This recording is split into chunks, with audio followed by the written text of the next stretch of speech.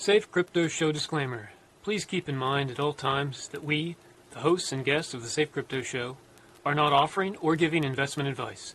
We only state our personal opinions and thoughts on our own interests. By watching, you agree to not hold us responsible for any losses you may incur by executing trades or by maintaining holds based upon the subjects discussed in our episodes.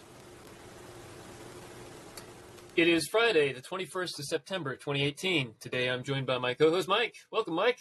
Hey. We've got an action-packed show. That we do. So let's get straight into it. Crypto Roundup. Just have a look at the top 10. We've had an interesting week here. Bitcoin, I think pretty much at the moment, most things are about where they were. Bitcoin number 1, Ethereum number 2, Ripple number 3, Bitcoin Cash 4, EOS 5, Stellar 6, Litecoin 7, Tether 8, Cardano 9, and Monero 10.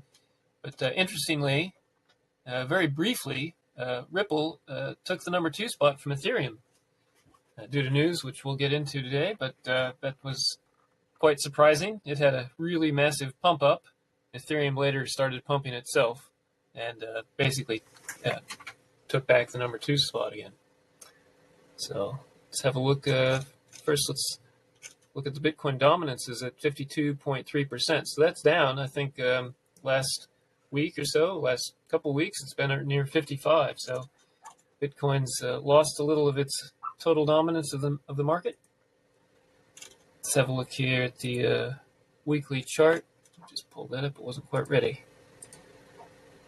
Okay. Looks like we started out the week at about 202.3 billion, and we've ended up just around 223.5 billion. We were a little bit higher, but it's trying to find its new level up here. So we've had a nice gain this week. Yep. I think Let's a have a look large at part of it is Blocktivity. due to Ripple, but Yeah. it's still nice to see a turnaround and a 10% gain over the week. So that's good. Yep, and then Blocktivity, we've got Steam number 1, EOS 2, Bitcoin 3, BitShares 4, Ethereum 5, Komodo 6, Ethereum Classic 7, Litecoin 8, Waves 9, and Kin 10. All right, so as usual, let's see who's maxed here. It is, again, only Ethereum. Surprise, surprise. 55,148 unconfirmed transactions. Oh, boy. All right, let's get into the news. Our first point of news has to do with Ripple. U.S. financial giant PNC to use Ripple technology for international payments. PNC, which is ranked among the top 10 U.S. banks, will use RippleNet to process international payments for its customers. Ripple announced this on Wednesday, September 19th. As Reuters reports, a particular PNC unit, Treasury Management, will use Ripple's blockchain solution Xcurrent to speed up overseas transactions held by U.S. commercial clients. Ripple emphasizes that Xcurrent will allow PNC business clients to receive payments against their invoices instantly, changing their approach to managing both accounts and their working capital. Senior VP for Product Management of Ripple, Ashish Birla, thinks that using Xcurrent in banking is the first step towards adoption of other Ripple products, such as the XRapid solution, set to be launched in a few months. It's a way for the banks to get their toe in the water, Birla told Reuters. So, if you're wondering what's going on with Ripple, that is probably the big news for the week, and why the switch flipped, so to speak. Mm-hmm. Our next item, this is kind of interesting. Developer completes proof of life off-grid crypto transaction primed for post-apocalypse. I don't know about post-apocalypse stuff too much, but I think this is interesting because it shows what can be done. You know, a lot of people say, "Oh, Bitcoin's no good. Gold's better because what happens when all the power goes off and the grid goes down? How are you going to trade your Bitcoin then?" Well, here you go. Point them at this. It can be done. A developer known as Daniel Jones on Twitter claims to have completed a solar-powered off-grid crypto transaction using shortwave radio and blockchain. The Next Web reports Tuesday, September 18th. The project was reportedly devised in response to the Call for Code challenge, which challenges tech innovators to improvise with existing tools in order to find relief solutions for natural disasters. The off-grid transaction was completed on the open-source blockchain network Burst and involved just a portable hard drive, a solar battery pack, and a shortwave radio, as one of the project devs revealed in a tweet September 15th. It is with great honor I present to you the first Burst radio transaction, solar-powered, meshnet, and on-chain. The developer, known as Daniel Jones on Twitter or Nixops on Reddit, has dubbed the project Proof of Life and explained that it entails a simple verified wallet-to-wallet transaction or message designed to confirm someone's survival in cases of extreme danger or catastrophe. Quote, the transaction was a multi-factor verification of proof of life. During a disaster, there could be cases where you may need to verify that someone is who they claim to be, but without being able to see them. The wallet was assigned to someone who sent a transaction with the fee to show the target wallet that they were alive. This gives us some levels of certainty, wallet seed, target wallet known, and amount, plus fee or message content. End quote. Jones added that in a war-torn environment, you may not want to disclose location. So, in this case, I can still deliver a message and not disclose, but it nonetheless notified my loved ones that I am okay. As Jones has emphasized, the use of amateur radio requires a license from the FCC. Probably not in the case of a natural disaster, but you know. And the developer chose not to disclose the license operator that enabled the experiment. As previously reported, the use of crypto to serve humanitarian relief has been recognized by agencies including UNICEF, which this year appealed to PC gamers to use their powerful processors to mine Ethereum and generate earnings to be donated to children in war-torn Syria. In January 2017, UNICEF also presented DonorCoin at London Blockchain Week, a blockchain-based program aimed at creating transparency in global aid by digitizing donations. Anyway, that's kind of interesting. So see what can be done. You know, you start hooking up your computer system to a radio, like a shortwave radio, which can reach pretty long distances. You can start doing all kinds of things. All right, our next article. Major content delivery network introduces decentralized content gateway.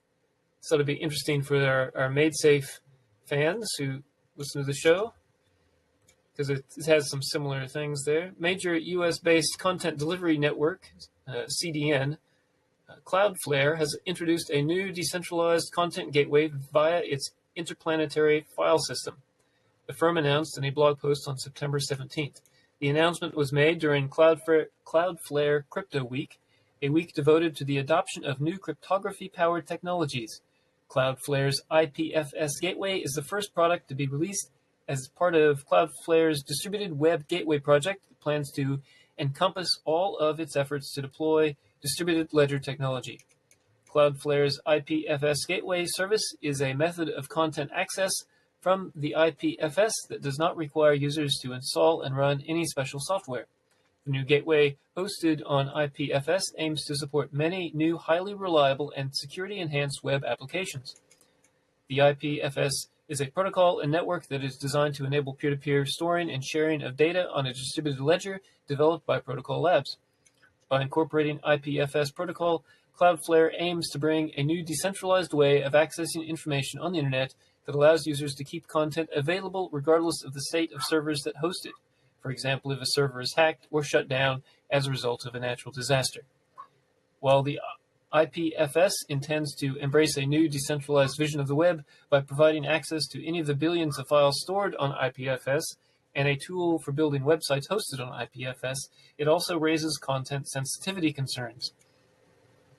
In this regard, Cloudflare admitted to the possibility of sharing abusive content via IPFS, noting that the company, quote, does not have the ability to modify or remove content from the network, citing that Cloudflare's IPFS gateway is just a cache in front of IPFS. Quote, if any abusive content is found that is served by Cloudflare gateway, you can use the standard abuse reporting mechanism described here. So there must have been a link, and that's not shown. In May 2017, ProPublica reported that Cloudflare provided services to neo-Nazi sites, such as the Daily Stormer, and allegedly shared personal information on individuals who complained about their content. The company has subsequently reacted to the allegations, claiming that it will change complaint policies in order to provide more safety for users who report on Cloudflare. So, just one point I want to make is that, well, IPFS is certainly a decentralized network, It's all going through Cloudflare servers, which are centralized, which are controlled by Cloudflare. And while Cloudflare can't remove things that are on IPFS, they can certainly block things that are on IPFS from going through their system. So it's not really a fully decentralized content delivery system, as this article kind of makes out.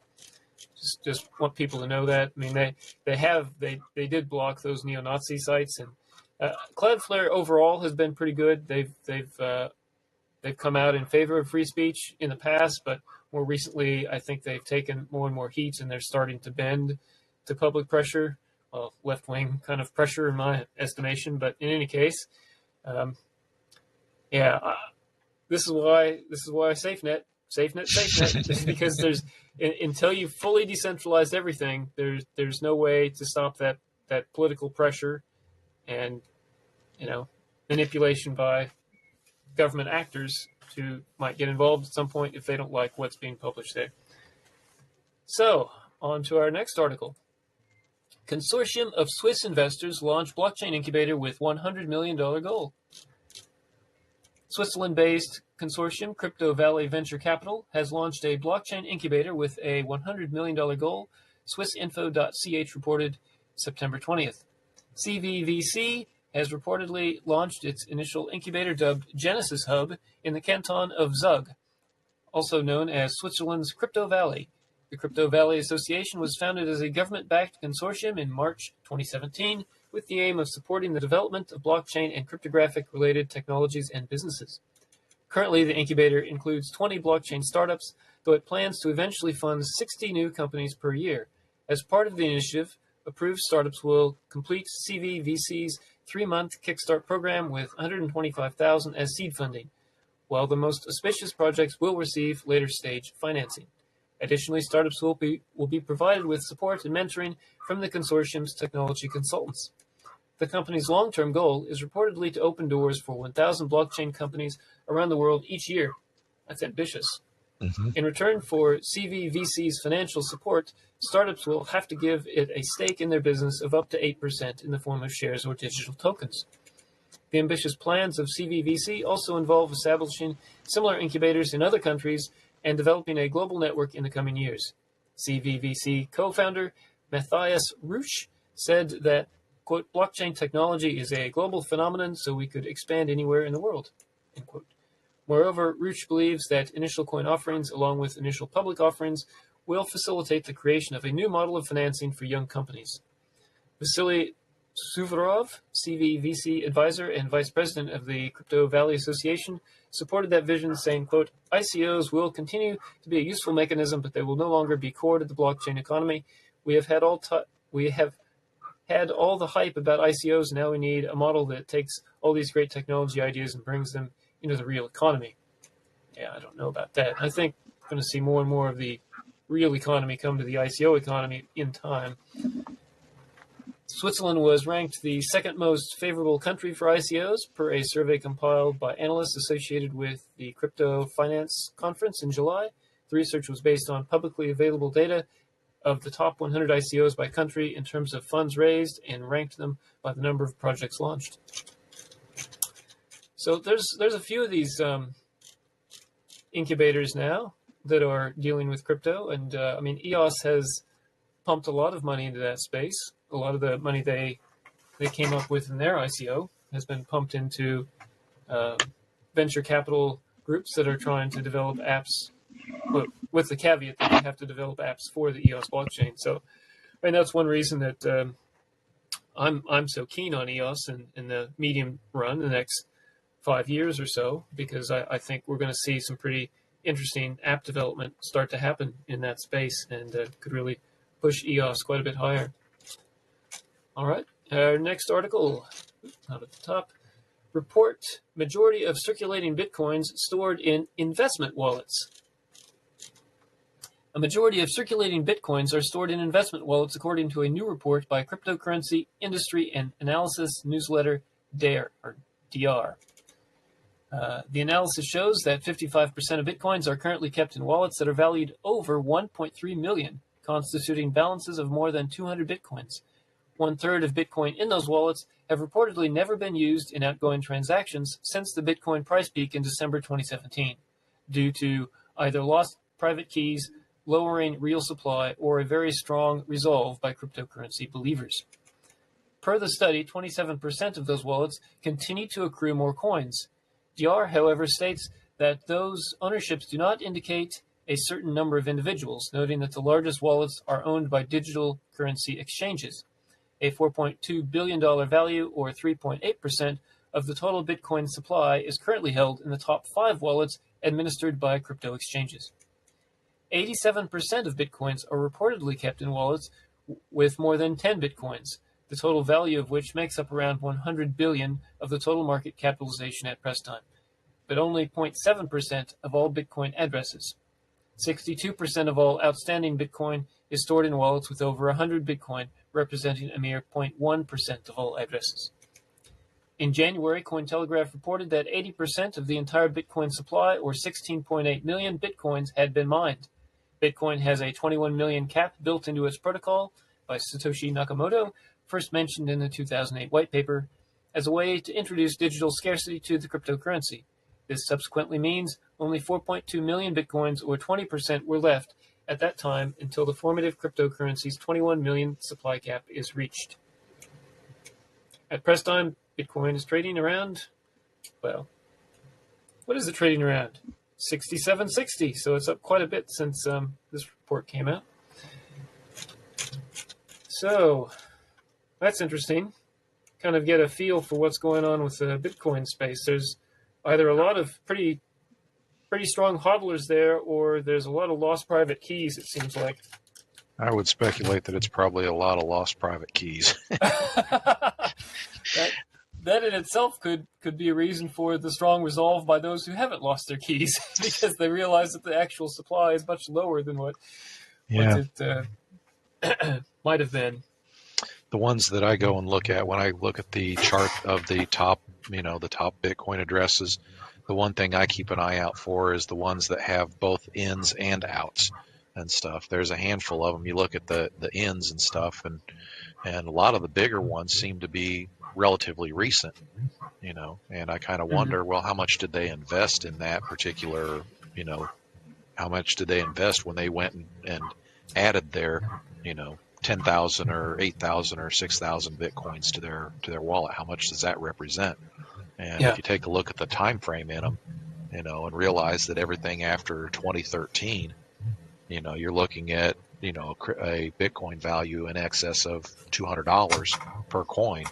Some of those are some pretty significant investments. When you see the total number of Bitcoins go into the wallet for the first time in 2014, 2015, and they add in 8,000 Bitcoins at that point. That's either moving something from a sizable account that they're divesting into more smaller accounts, or somebody really threw a lot of money at it. So who knows? Who knows? We'll need to take a look at the top 1,000 accounts after 40 years of Bitcoins and stuff. See if they've ever moved. See how many 10,000 plus accounts there are that have had 4 ins in 2011. Yeah. And that was it. That's all they ever had. But our last article for the week, from Malta to Prague, what is the most crypto-friendly travel destination? This is just for a bit of fun and discussion. Backed with continuing adoption, crypto holidays have become a reality. At this point, flights and hotels all around the world can be booked with Bitcoin. Still, some cities are more ready to accept your Bitcoin and major altcoins than others, depending on the local infrastructure and crypto-related policies. According to data from CoinMap, currently there are around 13,150 venues, shops, and ATMs supporting Bitcoin on the planet, and that number has been unhesitatingly growing since late 2013. So here we have a little image map. You can see there's quite a few in North America, particularly on the West Coast and the East Coast. There's quite a large amount in Europe, though, and some down in South America on the East Coast, and probably certainly in Rio or Sao Paulo in Brazil. Yeah, and that's then what Japan. It looks like there. And Japan, there's a big amount there. various other Asian countries are accepting them. And then down here in Australia, we have some in Sydney. Looks like Sydney's probably the big area, but Sydney, also there's Perth, Brisbane. Melbourne, and the Gold Coast. None for me down here in Tasmania. I'm all alone. Poor Tyler. Well, they have a little blue dot in Hawaii too, so you can go there for your vacations. Yes. So continuing on with the article, however, as Gilly Gershonok, a crypto nomad who deliberately chooses not to have a bank account, told Cointelegraph, ignoring fiat money while traveling becomes more difficult, as all of the prepaid cards that she heavily relied on were canceled in early 2018. That's not what we'd like to hear. Quote, I feel like more and more barriers are being set against folks who dare to have a lifestyle that's off the financial grid. The process of going crypto to cash is getting more complicated, especially for those who prefer to keep their privacy and avoid high fees, both highly prioritized values across the crypto community. End quote. All that being said, Gershonok reassured that traveling with Bitcoin is still possible, drawing a parallel between crypto and casual tourists. Quote, I don't think there's a huge difference in the financial behaviors of the two. In Prague, I mostly keep to cash, which I can easily withdraw out of one of the many crypto ATMs across the city. I try to find crypto payment options for online transactions, and as the cliche goes, for everything else, there's plastic. End quote. Gershonok advises those who want to try traveling fiat-free for themselves to start with their current location and keep security in mind. Quote, go crypto for a week in your hometown and see what questions and challenges you come across. It would also be advisable to consider some security scenarios, like what you would do if your phone, laptop, luggage are lost or stolen, and to then have contingencies in place. End quote. As the end of summer nears, here are some of the most crypto-friendly destinations that might be worth trying.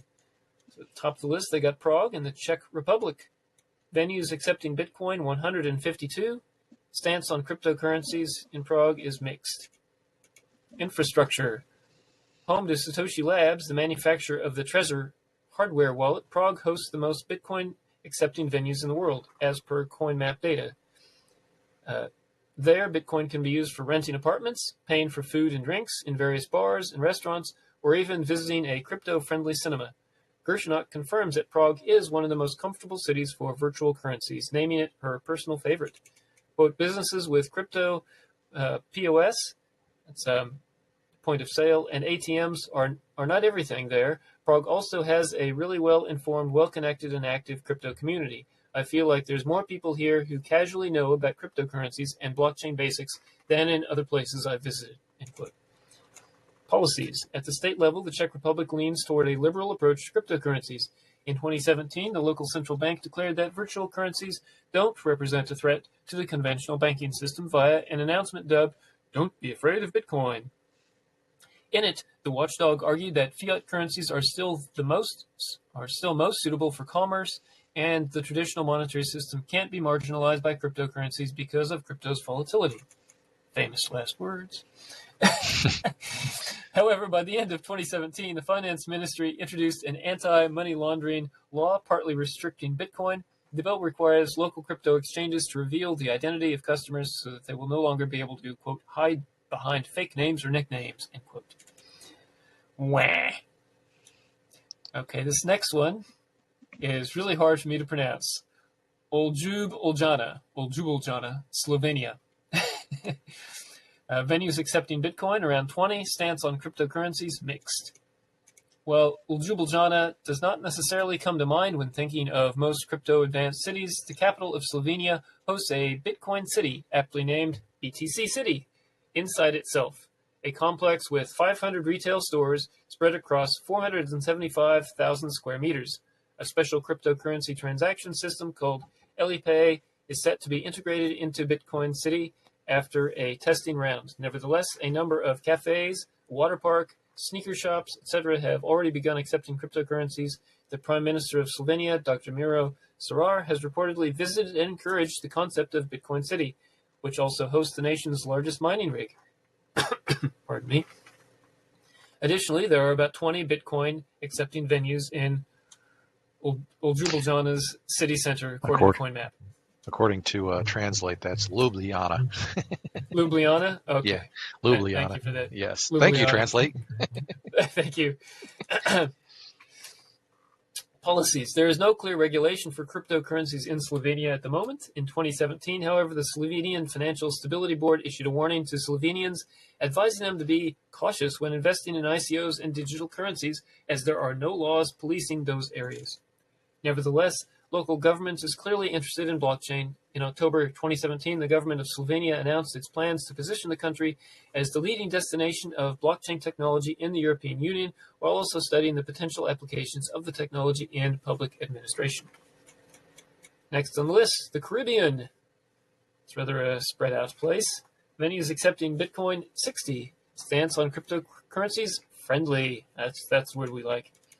Infrastructure. In April 2018, the Caribbean Tourism Organization teamed up with the Barbados-based blockchain startup Bit Inc. to facilitate the implementation of more efficient payment processes for tourism-related products and services.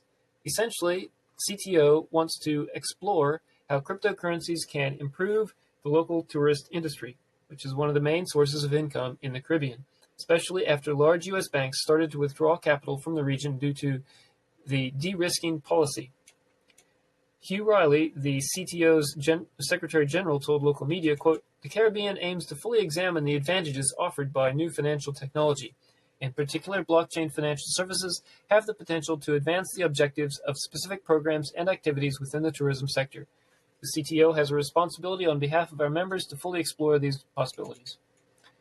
While the actual outcome of that collaboration is still intangible, if the Caribbean continues to move in that direction, local beaches might attract an array of crypto entrepreneurs willing to spend their savings there. Policies. Caribbean countries are approaching crypto adoption at the state level as well. In March, the Eastern Caribbean Central Bank, ECCB, announced a national cryptocurrency called the Digital Eastern Caribbean Dollar, which is planned to be introduced alongside fiat money in 8 Eastern Caribbean countries. Donaldson Romeo, Premier of Montserrat, declared earlier this year, quote, "The decision to move closer to a cashless society is in keeping with our overall development strategy and also that of the ECCB." Amsterdam, Netherlands. Venues accepting Bitcoin 41. Stance on cryptocurrencies friendly. Infrastructure. Amsterdam is one of the pioneering cities in terms of virtual currencies. It famously houses the Bitcoin Embassy, a community hub nearby the local sex museum, where crypto enthusiasts gather and attend organized workshops or do social networking in the local cafe. Additionally, there are about 40 more Bitcoin-friendly venues, including a bike rental, among others. The annual BitFilm Festival dedicated to all things crypto has also been hosted there. Policies. In March, a Dutch court categorized Bitcoin as a transferable value after the court ruled in favor of a plaintiff who was owed 0.591 Bitcoin. In May, the government issued a report which considered cryptocurrency to be broadly low risk in relation to financial stability. However, soon after, the Netherlands Authority for the Financial Markets questioned whether entities dealing in cryptocurrency had conformed to licensing laws due to the high risks being involved. The last one I'm going to cover here today is Tokyo. Venues accepting Bitcoin 80. Stance on cryptocurrencies friendly. CoinMap shows that there are around 80 crypto-friendly businesses in Tokyo, one of the largest amounts on the planet. For instance, popular conveyor belt sushi restaurant Numazuko, probably that's what it is, Numazuko, accept cryptocurrencies, as well as Hackers Bar, which hosts live programming sessions, not to count a number of crypto ATMs. Policies. Such openness in regard to cryptocurrencies comes as no surprise, considering that Bitcoin and altcoins can be used as a legally accepted means of payment in Japan. Local watchdogs regulate the industry via thorough AML and KYC compliance checks, while the Japan's self-regulatory crypto exchange body makes sure to cooperate with the state. So the list goes on. Have a look at the article. If you're going to be traveling with crypto, this is a nice little report. Give you some ideas about where you can go. All right, so let's move on to our next topic of discussion, the MaidSafe update for this week. So, what's been happening here? First off, they've got an RFC for malice detection that was proposed this week, as well as a new SafeCoin alternative implementation RFC. I will talk about both of those in a moment, but I'll just go on with the rest of the report here first. Number 2, the Safe Network fundamentals have been added to the safenetwork.tech website. Now, last week, I mentioned that those were out, and I asked people to have a look at them and comment, and now they're on the website, so you can go to safenetwork.tech and see the fundamentals. They're written out with each fundamental idea and then a more detailed description about what that entails. Number 3, MaidSafe has put out a new Medium post. Did this on Monday to highlight the release of the updated Safe browser. It's the Peruse browser, and the listing by the Chainrift exchange of MaidSafe coin. So that's right. Chainrift is a newer exchange, and they're now listing MaidSafe coin. So that's good news. We got more exchanges to trade MaidSafe coin on. And last, you can sign up now for the next week's Safe Network London meetup. So there's a link there. So the link to this update will be in the show notes, and you can click on it. You can, if you want to go to the London meetup, you can click on there and sign up. Better do it quick. So I'm going to go through the marketing review here, and then I'm going to go back and discuss these two RFCs. So marketing. Much of our time recently has been taken with the lead up planning to Alpha 3, and you will start to see increasing amounts of activity in the lead up to that, while the back-end team have been working on the features themselves. Marketing have been collaborating with guys from the front end to highlight these in ways that not only enable everyone in the community to get involved through a series of releases, but also educate users about the features while also providing invaluable real-world feedback to the engineering team. Watch this space. This week, the renewed RFC process kicked off with a bang. One new RFC in particular on malice detection. One way in which the network identifies bad actors will be published this week, and seeking feedback from the community. To stay updated, please check out GitHub. We're also happy to say that the Safe Network fundamentals have been added to the safenetwork.tech website. We also put out a new Medium post on Monday to highlight the release of the updated Safe browser and the listing by the Chainrift exchange of MaidSafe coin. After Sotros 25 ran another successful Safe Network Chicago meetup last week with Nigel and Joshua, pardon me, calling into the group by video to discuss all manner of things front end. Next week, it's the turn of Opacy and the Safe Network. Pardon me. And the Safe Network London group you can sign up for. And finally, this weekend, Doug Campbell will be in Maratea, Italy, speaking about the Safe Network at the Heroes Conference, hopefully in weather conditions marginally better than those experienced in the west coast of Scotland this week. So much happening, of course, further on in this report. They discuss the Safe API and apps update. They've got a Safe Client Libraries update, and they've got a routing update. So that's more of the coding stuff. I won't get into that in detail, but these two RFCs, so I've been reading up on those this week and following what's going on there somewhat. The RFC for malice detection is quite interesting. So I've kind of made my own little analogy, and it's probably not super accurate, but so they have these different methods now for ensuring the security of the Safe Network. Probably the foremost or the first security block is Parsec itself. And Parsec, I think of as like a high wall around the Safe Network, and it's passive. It's a passive system that basically blocks bad actors from getting in. It reduces the chance of bad actors getting into the network. And then inside, I kind of imagine a bunch of chutes and ladders. So the ladders elevate good players, help them get up. This is the node aging. What I have in mind is akin to node aging, and the ladders help the good players get up high. And if they do something bad, they take a chute and they're back down to the bottom. So this is again kind of a passive system. Now, this new malice detection system is actually going to be looking for specifically bad actors with a variety. They're going to have a variety of trips for it. But this I have kind of in mind is kind of akin to a bit of a policing system inside. And if it finds a bad actor, it actually gives them a boot back over the wall.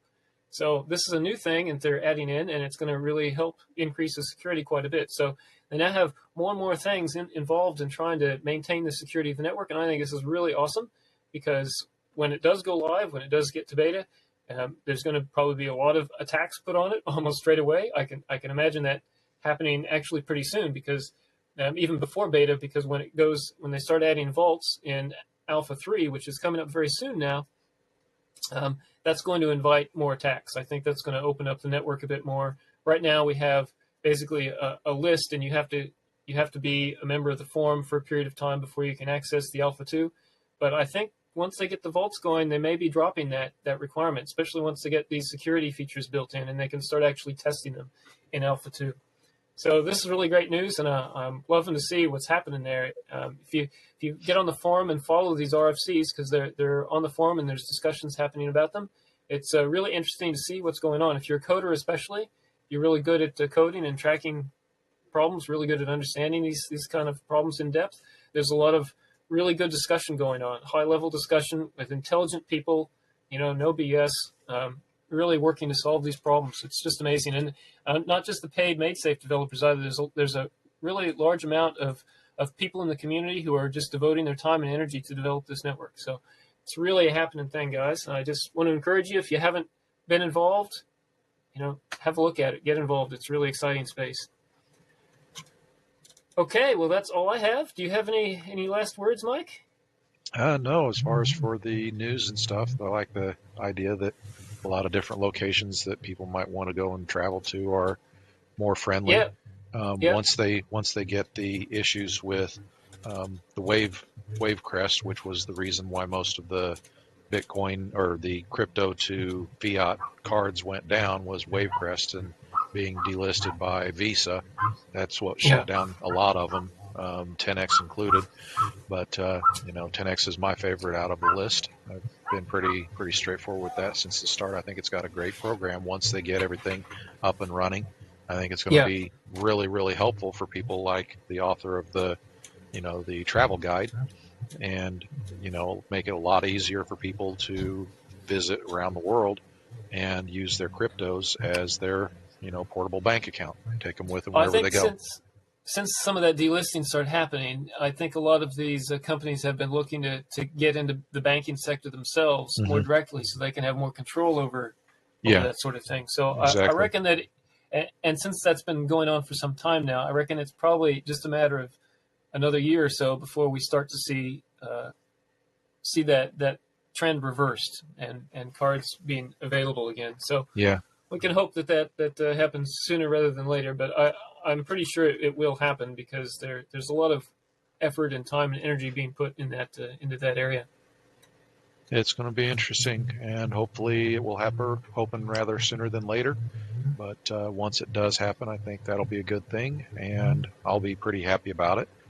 Kind of waiting for my shiny black 10x card, and when they are ready to go and send out their own, then I will hopefully be near the front of the line to get one of them. Give all the people who were using them prior to wave crest issues, get them to those people so that they get theirs going again. But I will be happily patient until I get my card, and it'll be very, very interesting once that does happen, because that makes it a lot easier for people to go straight from crypto straight into the transaction point and stuff. So it'll make travel really easy. It very much will. And if you're in a situation where if you go and convert from fiat or from crypto to pick your currency, that's what I'm looking forward to. And I think within 5 years it'll be very, very common, and people won't even realize that you're paying with crypto. It'll be that seamless. So just a thing to look forward to. Yep. All right. Well, that's all we have for this week, folks. I'd like to thank all our viewers for joining the show today. We hope you found the episode informative and helpful. Please subscribe, like, comment, and share our video with others, and tune in next week for another interesting episode. Talk to you again soon. Bye-bye.